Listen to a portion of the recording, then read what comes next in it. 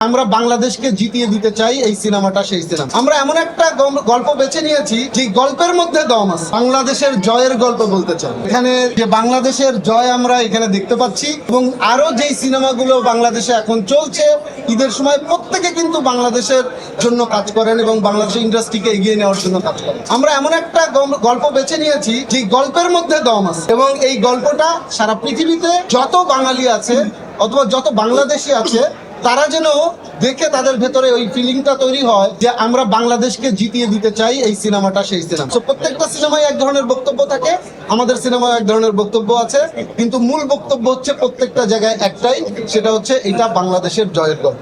তো আপনারা এতদিন সিনেমা রিলিজের পর থেকে আপনারা অনেক সাপোর্ট দিয়েছেন। স্যান্ডেলিনা সো, রূপচর্চায় আভিজাত্য।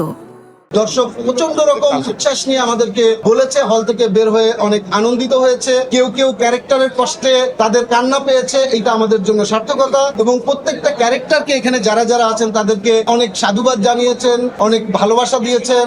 আমাদের এটা একটা বিপুল অ্যারেঞ্জমেন্টের কাজ ছিল, এটা একটা প্রচন্ড স্ট্রাগলিং অথবা প্রচন্ড আসলে কষ্টকর একটা জার্নি ছিল, কিন্তু এই কষ্টটা আমরা আসলে হাসি মুখে করতে চেয়েছি যেন একটা ভালো সিনেমা হয়।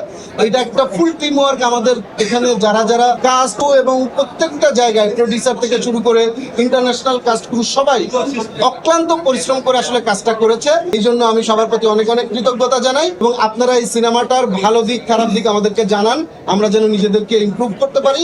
এবং আপনারা যারা এখানে আসেন তাদেরকে সবার প্রতি আমার কৃতজ্ঞতা, যাতে সিনেমাটা সারা পৃথিবীতে ছড়িয়ে পড়ে। এই জন্য বাংলা সিনেমার জন্য জয় হয়, এই জন্য আপনারা সবাই আমাদের সাথে থাকেন, কাজ করেন। সবাইকে অনেক অনেক ধন্যবাদ, কৃতজ্ঞতা।